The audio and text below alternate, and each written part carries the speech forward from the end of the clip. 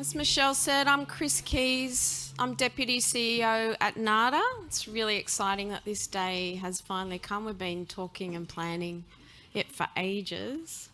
I'm really excited to be facilitating this panel discussion with three fantastic speakers that are going to share with us today. I'm going to briefly introduce each of them, but then when each of them speak for the first time, if there's anything else that you'd like to say, please do tell us a bit about yourself and then respond to the question. Just in the interest of time, I want to get to the good bits. So I'll just introduce who we have here. Firstly, we have Carmel Tebbutt, CEO at Odyssey House, New South Wales. So Carmel started as CEO back in July last year and brings a real wealth of knowledge to Odyssey House through her significant contributions and commitment in the mental health not-for-profit sector as former CEO of MHCC and Director at Mental Health Australia. So welcome, Carmel. Leone Crayden is CEO at the Buttery and has experience in senior management level roles across the health, community services and disability sector. As mentioned earlier, Leone is current chair of NADA, which we're really happy about, and also back in 2015 spent 6 years as chair of the MHCC. Welcome, Leone. And last but not least, thank you so much, Ellen Horspool, for being here at short notice. Ellen is Community Access Coordinator at Kedesh Rehabilitation Services.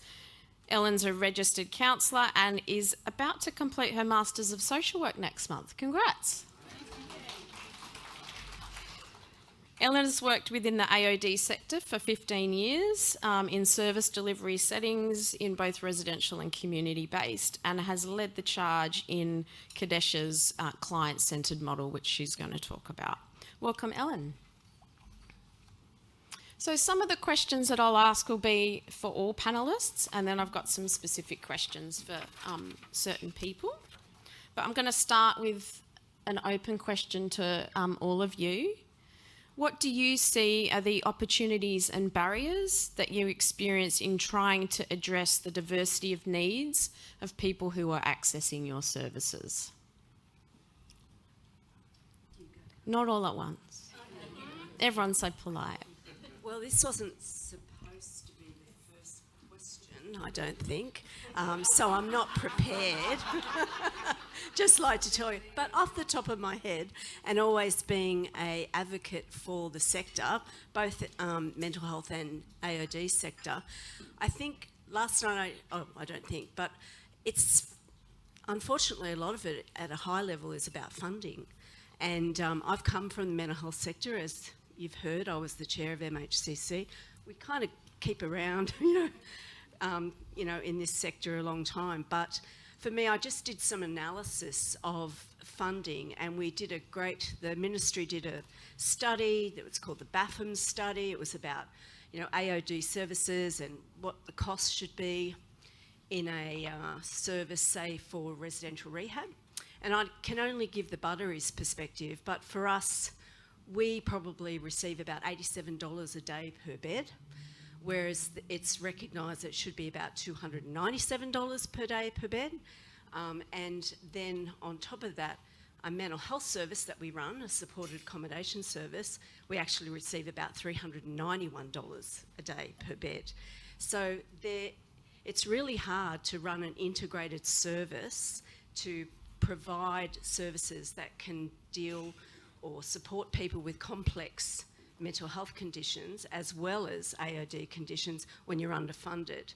And Lisa's idea of bringing in AOD clinicians, or for us, we bring in mental health clinicians, you can't do that without money. And I hate to say it and, rave on about it, but for me, it does stop at a high level integration for our services. And I think it would be good for the minister to hear that.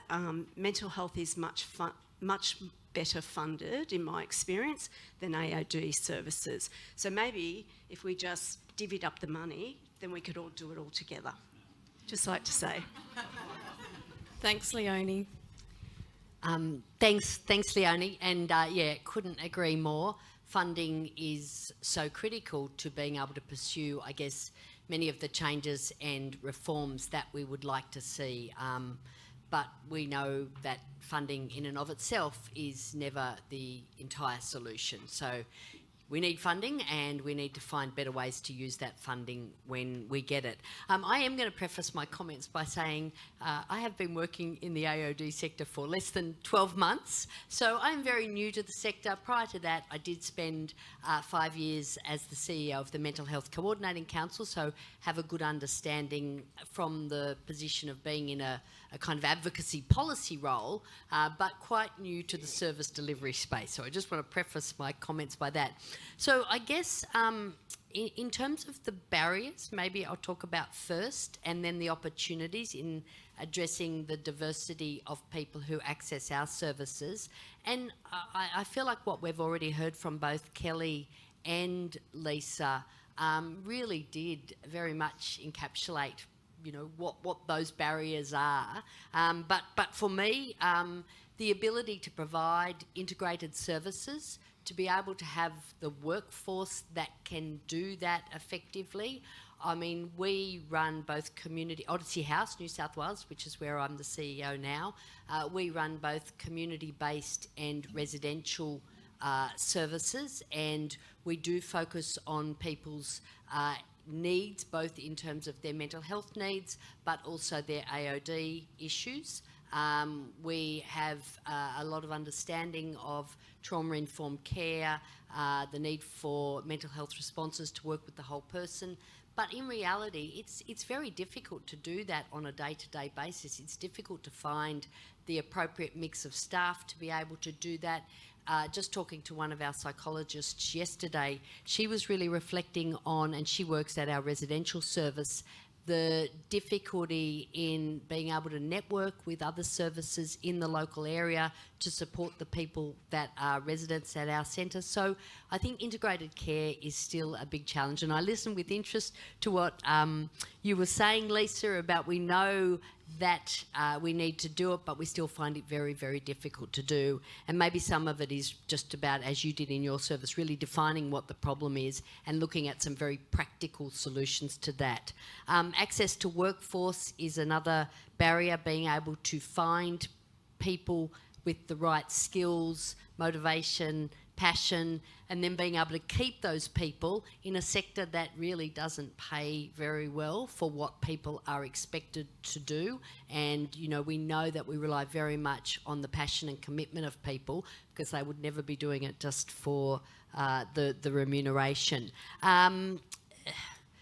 Being able to find the responses and recognise, I guess, the social determinants of why people are seeking our support.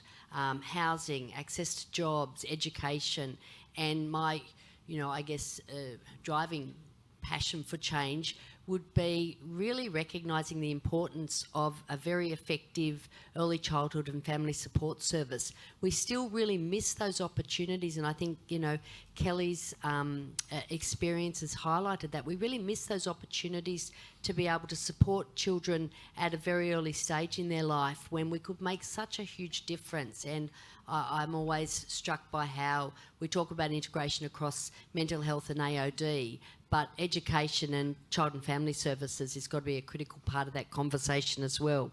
I'm probably talking too long, so I might move on to what I see as the opportunities. And I think one of the things that the Minister said that we can take some heart from about this being a key moment to lean in, that there are opportunities to create change, and that the government are open to hearing that and having that dialogue. It'd help to get a date for the drug summit, then we'd really know they're open to hearing it. But anyway, let's take that in good faith.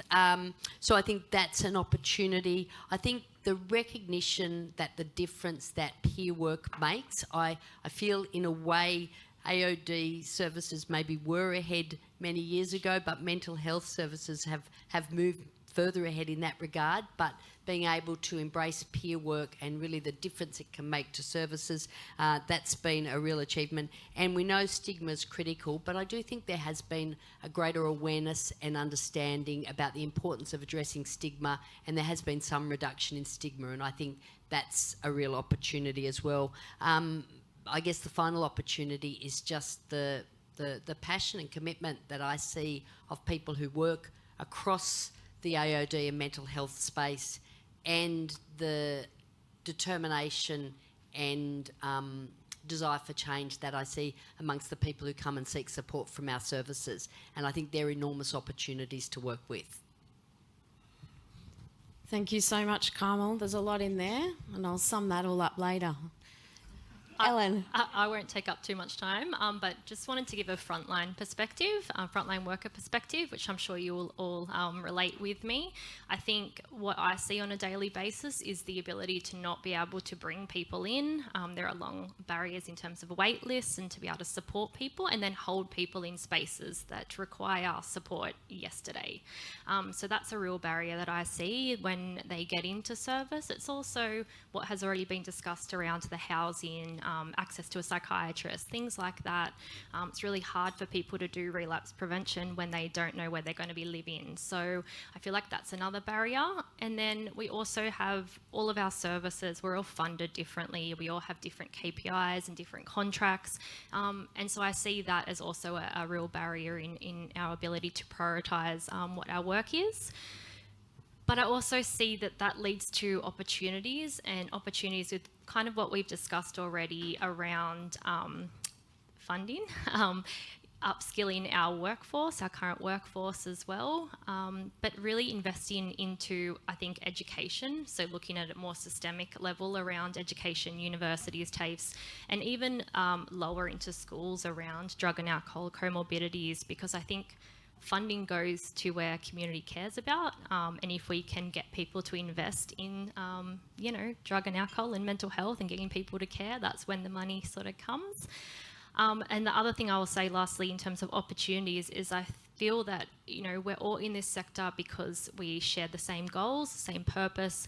We all have our areas of expertise and knowledge, and I think there's real power into sharing that knowledge with communities of practice. I feel like that's something we can do within our organisations, but also across sectors as well to develop those communities of practice. Fantastic. Well done, team, for an unexpected question.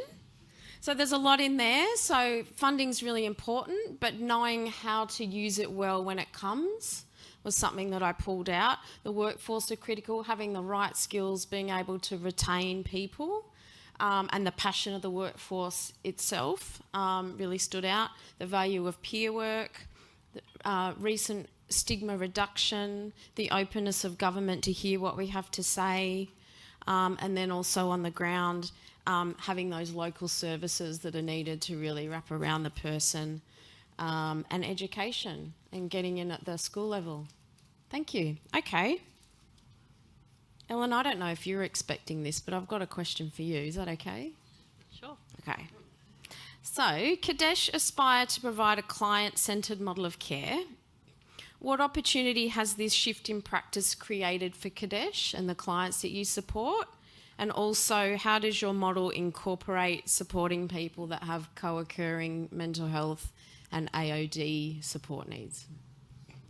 Thank you. It's a really big question, and I'll try to keep it brief because I could talk all day about client or person-centred care being key.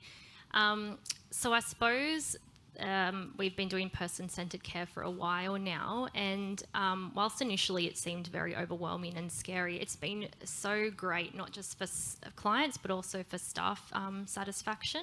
So essentially what we're doing is, from first point of contact, we're getting that holistic idea of that person, what their goals are, what their needs are, doing that psychosocial assessment of who they are even before they get into our rehab. And through that process, I think a lot of people access drug and alcohol or mental health with this idea of what service provision looks like, where we're really trying to change that model of service starts as soon as you pick up the phone and call me. That is my role.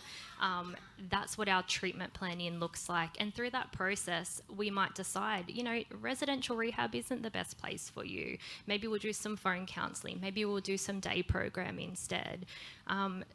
And I think this, what we do in this process is that wraparound holistic care. We're looking at the person's current supports. We're looking at their medical, psychiatric, legal, all the different facets that encompass someone coming into program, where there may be gaps as well, and which really speaks to those clinical care standards, even transfer of care.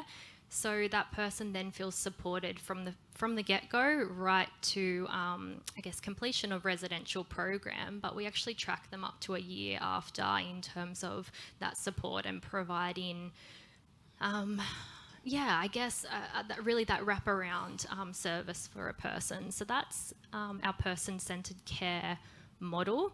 And for the person involved, that really is speaking to the trauma-informed elements around empowerment and giving them the choice. And we work alongside them. We don't dictate service provision. We ask them what their program looks like. And in that sense, no 2 days are the same with our service. We have lots of conversations on a daily basis around what is best for the person.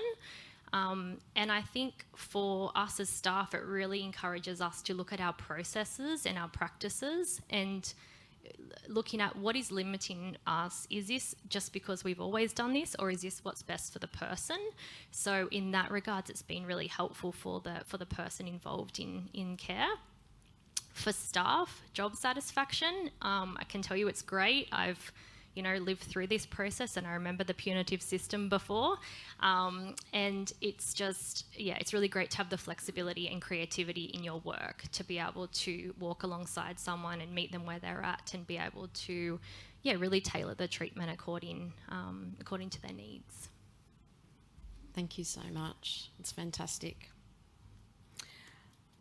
Okay, we're going to have time for questions, I'm determined. So my next question is for Carmel, and there's 2 questions, but I'll ask it one at a time. So Odyssey House offers some specific programs for multicultural communities. How do these differ from mainstream services? I'll ask it all together and you can... All right, cool. See that collaboration? So how do those programs differ from mainstream? And understanding that people from core communities can experience lots of barriers to support and come with a range of co-occurring support needs, experiences of trauma, etc. How does that service model engage and work with clients to address all of those needs? Thanks, Chris. Another big question. Odyssey House offers a multicultural program. We've been offering that as a specific program for approximately 2 years now, and it really grew out of a service opportunity to embrace that particular way of working. And we work with culturally and linguistically diverse communities in Western and Southwestern Sydney. And so in terms of the services that we offer from our multicultural programs, I mean, we offer all of the services that we would offer from our other community-based supports, so group, including multicultural smart recovery, mindfulness, drug and alcohol assessments, individual counselling. We do also have a transition program that works specifically for people exiting custody as part of our multicultural suite of services. But I guess what's very different about our multicultural programs is, while it's a strengths-based model, it's really modified to be understanding and inclusive of culturally and linguistically diverse communities. We have people who are offering the supports who are bilingual. I think, in fact, there's 24 languages that are represented across the team, so that's really quite extraordinary. If I was to put my finger on how it's really different. For me, for many of those people who are working in the multicultural program, irrespective of what they might be doing, whether they're doing counselling, or we do a lot of community outreach as part of the program. But for all of those individuals, they bring their own cultural diversity to work every single day, and that is part of what their role is. That's their lived experience that they bring, and it's recognised that that's important. Now, of course, people who come from a culturally and linguistically diverse background, no matter what job they're doing, may well be bringing that experience into their role, but as part of our multicultural programs, that's a really important and celebrated aspect of the individual, and their connection to their community and their understanding of how their communities work is such an incredibly important facet of what we do through our multicultural programs. Because for many of the culturally and linguistically diverse communities that we're supporting, you know, there are many things going on with regards to accessing alcohol and other drug services. There is, of course, the huge issue of stigma, which we know is significant for any community, any individual, but it's particularly acute in some culturally and linguistically diverse communities. There's the background of trauma that many individuals are experiencing, and then there's often a suspicion about services that are government funded, services that might be seen to be aligned with government. So it's really critical in our multicultural programs that community outreach is an integral part of what they do, working with communities, doing things that might not appear to be anything to do with the drug and alcohol service as such, but building that trust, building those relationships, building those connections, so that then they are able to provide the support and people are comfortable to access the service. And that does mean also a focus on spirituality, a focus on working with families when it's appropriate. So it's not a different service model as such, but it's delivered in a very different way. And I can't stress the importance of our staff, their connection to community and their ability to do that outreach and really, I guess, develop that trust. Wonderful. Thank you so much, Carmel. It's really insightful, and I was drawing parallels really to what Ellen was talking about around putting the person at the centre of the care and thinking about, well, what does this person need and how can we facilitate that, rather than people fitting into the way that we've always done things. So, yeah, thank you so much. Leone, have a question for you. Yeah. As you know, the Buttery offers services for people seeking support from harms associated with the use of drugs or alcohol, mental health conditions, relapse prevention, a history of trauma, and family relationships. Can you talk to us about how you work with people who come to the Buttery that experience a range of co-occurring needs? I should ask my staff that are here actually to get up and talk about it instead of me. We've got chairs free. Well, I think it comes from several levels. I think when I arrived at the Buttery, it was traditionally an alcohol and other drug organisation, and it didn't recognise that mental health or mental illness was part of someone's condition. So at a very high level, we changed our thoughts around that we are a service for people, person-centred, that, you know, it really doesn't matter what you come to us for in terms of seeking support, whether it's trauma, whether it's drug and alcohol, whether it's mental health, that we will see that person as a person and work with them in that way.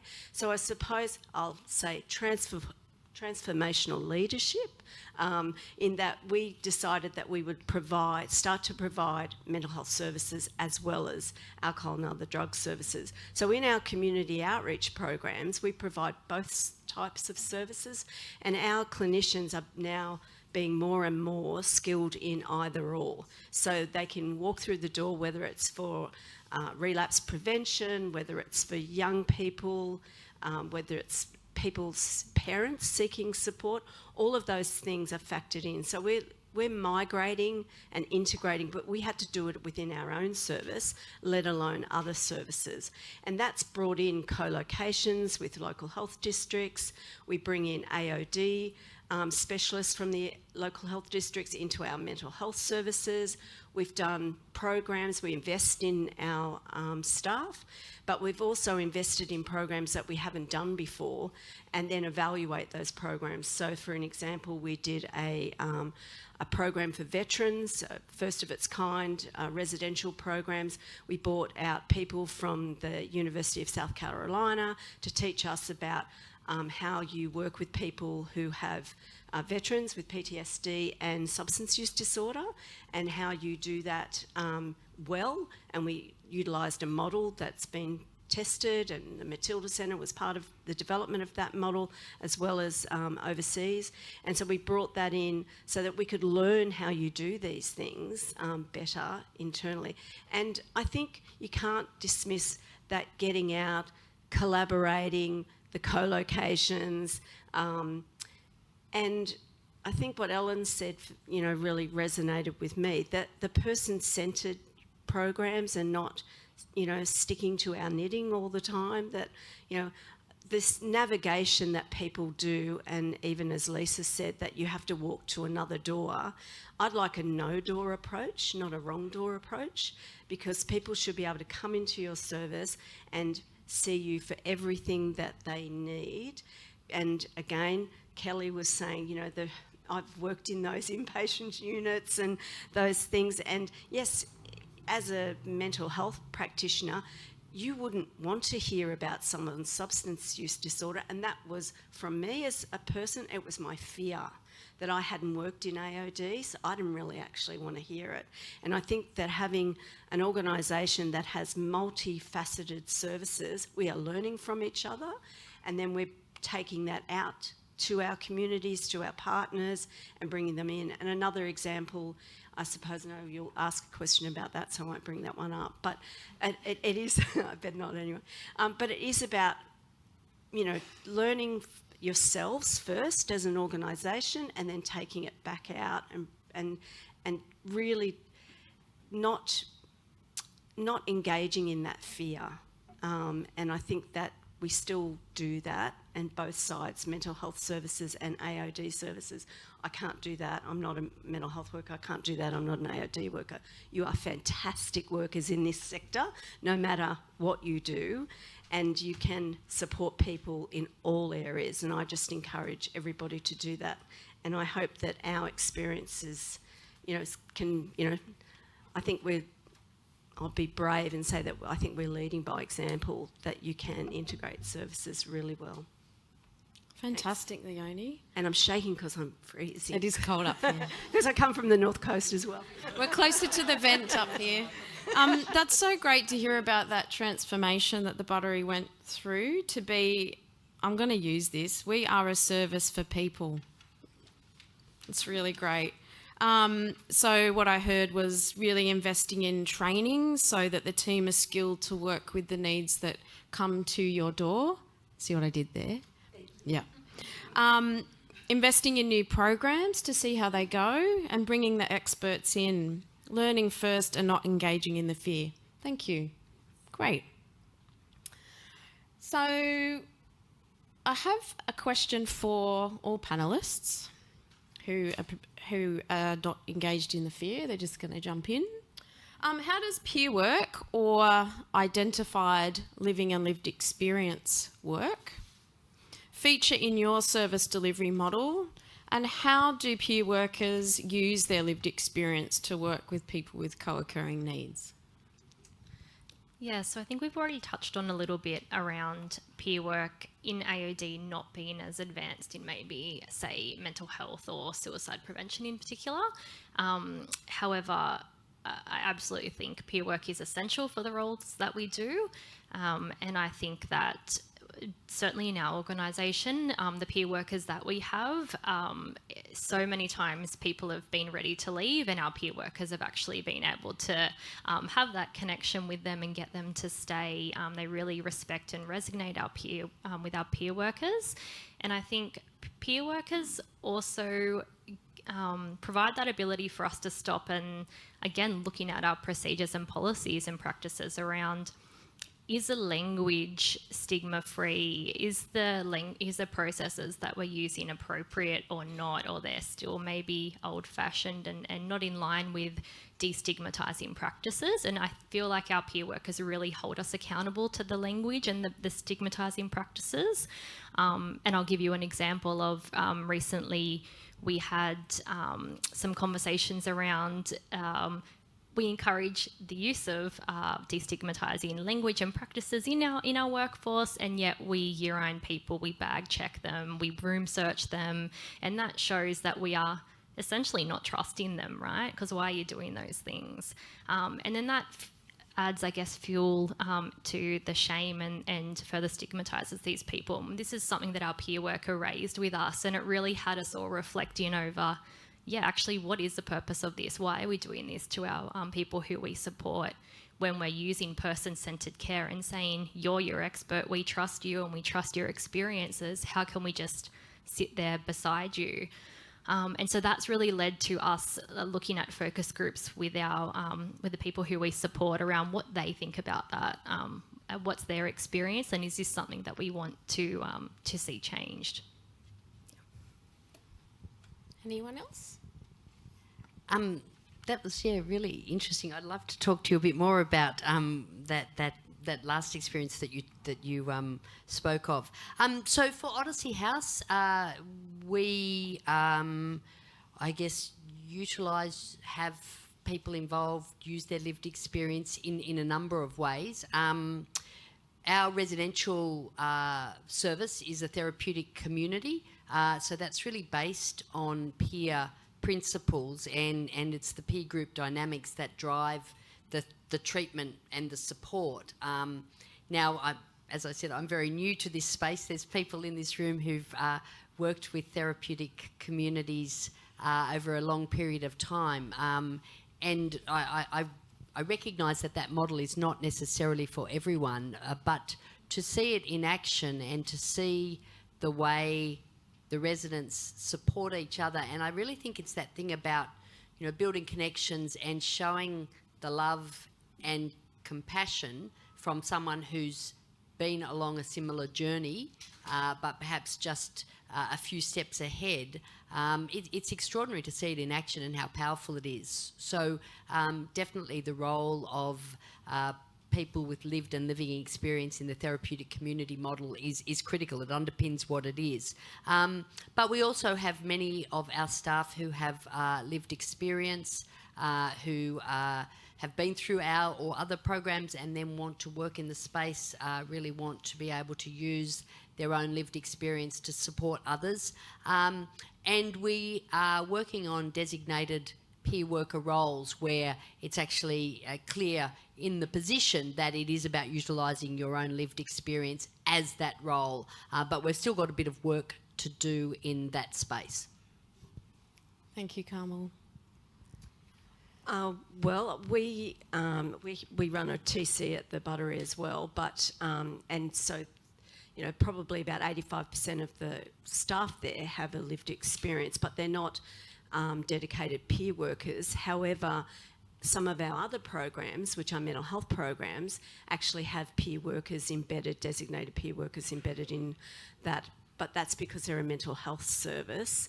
And we need to get better at that. So what we've done to try and inform ourselves, we've started a lived experience advisory group, which will advise. I'm an ex officio member. I don't have a vote or anything like that. And those reports will go back to our board of directors and to our senior staff, so that we can be informed how lived experience and peer work is actually. It's not tokenistic, that we're really using their lived experience to inform, plan and develop our services. So I think we're at the beginning of that. I know that AOD has people with a lived experience have been in the sector for a long time, and I was at the very beginning of peer worker, the development with MHCC when we developed the peer worker training. But I think we've come so far along. I think we have to now reflect on it, have a look at it, so that we really genuinely value the lived experience, and so that the advocacy work that can be done, and that people that are in a peer work position can talk up and say, hold on, that language that you're using isn't right, to their colleagues. And I think that we're not there yet, but we definitely want to try to do it better, and we're getting there. Yeah. Thanks. Thank you all for your reflections on that. And yes, there have been some developments in the mental health space, and in AOD we're in a slightly different space, but really exciting time. And because of the high number of our workforce that have, personal lived experience, there's so much goodwill and positive intent to do this right and not rush it. So yeah, I'm really looking forward to seeing what we'll be talking about like in a year or two or more down the track in our sector. Thank you so much. Okay, I've got another question for anyone who wants to comment. Do you believe there's appetite for cross-sector reform that would allow for more collaborative service delivery? And what do you think it would take to achieve that reform? They're just... Well, we're here. I think that's a start. But I was there 15 years ago at the Inside Out conference, but that doesn't mean that, and I think the NADA staff, I gave them permission to say to me, don't be sceptical or a cynic. But at least we're still talking about it. And like I said, we're still learning and we're trying to integrate. I think we will get there. I think we're all doing it now much better than we ever were. I think our LHD colleagues are doing it better. Like just, the example that I gave, the amount of co-locations that we've done. But again, I don't want to see us having to refer someone to another door. Just that no door approach. I think that if we take that on, and not so much the no wrong door, might be where we get to in the future. But I'm hopeful, I'm really hopeful that all of our services are thinking, not more than thinking about it, we do it. It's just innate. We do it anyway, and we're all striving to do it better. And I just see the future's pretty bright. Yeah. Wonderful, thank you. Yeah, no, I agree. I do think there's enormous appetite for reform and change. And yes, as Leone said, everyone here at this conference is one sign of that. I mean, the great work that the two peaks do, NADA and MHCC, through ComDan and other ways of bringing the two sectors together is really important. I mean, it seems to me that anything we can do to build relationships and understanding across both individuals and organisations and systems is what's going to make an ongoing difference, because I fundamentally think that all of this does come down at the end of the day to relationships and people having respect for the different contributions that they can bring to the solution that we need. And to build those relationships, we do need resources, because when services are stretched and when things are really tough and there's not enough time to do even the job in front of you well, then it's very difficult to be able to put your eyes up a bit higher and find the time to do the relationship building that needs to be done, and to provide the support to a person in a way that can be all-encompassing and really focus on their needs. So I think resources, relationships, and the culture. I mean, there are still, I think, quite different cultures between the two sectors, and so anything we can do to break that down and to build understanding, I think, would make a real difference as well. Wonderful, thank you.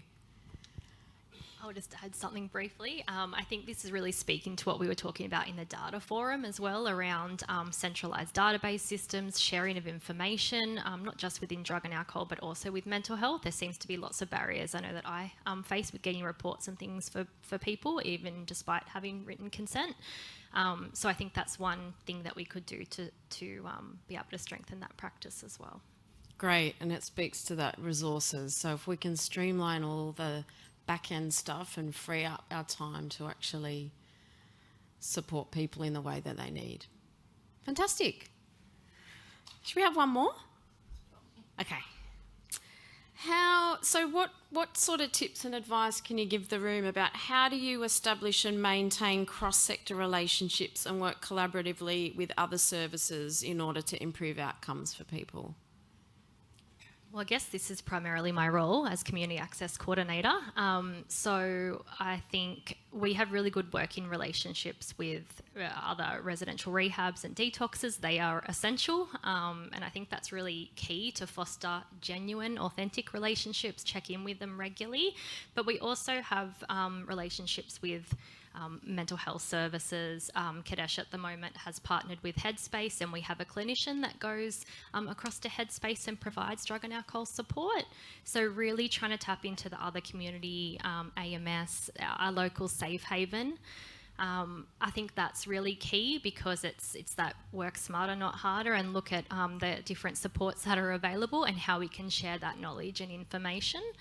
The other thing that I wanted to raise here, which is the Suicide Prevention Collaborative, the Illawarra Shoalhaven Suicide Prevention Collaborative, of which I am a member, of which NADA is a member, and that is something that I'm quite passionate about because I get lots of referrals for people who are suicidal and have been knocked back from other resi rehabs, and it is something that every resi rehab needs to be able to work with. It's so important.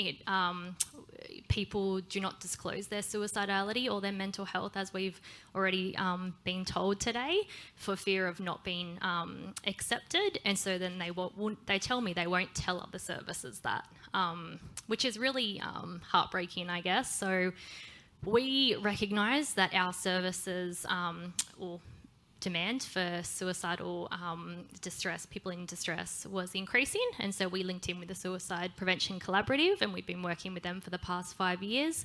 They are amazing. They provide resources and training for how to work with people with complex suicidality as well, active, chronic, all sorts. And we've actually, with consultation with NADA and a lot of other stakeholders, have now developed an AOD module for suicide prevention for the safe haven approach, which the collaborative has allowed me to share today with everybody. So that will be coming out for a resource for service providers, which is very exciting. Thanks so much. Thanks for mentioning that. That's great. So we need to work smart, actually go and physically be with local services and share knowledge and info as we go. Thank you. Anyone else?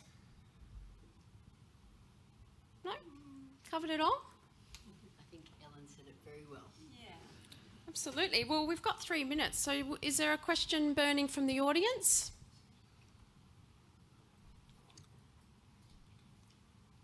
If not, Katie, is there anything online?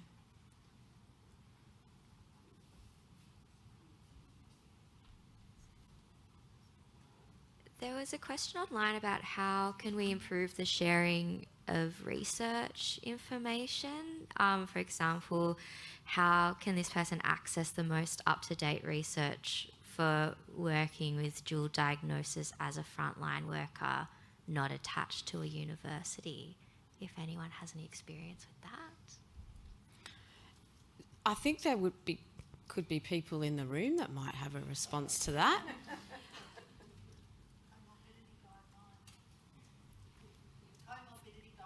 If you don't have a mic, the people online can't hear you.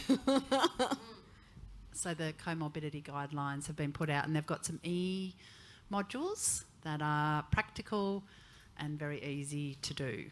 Fantastic. Does anyone else want to elaborate? Oh, Robert, can we have a mic?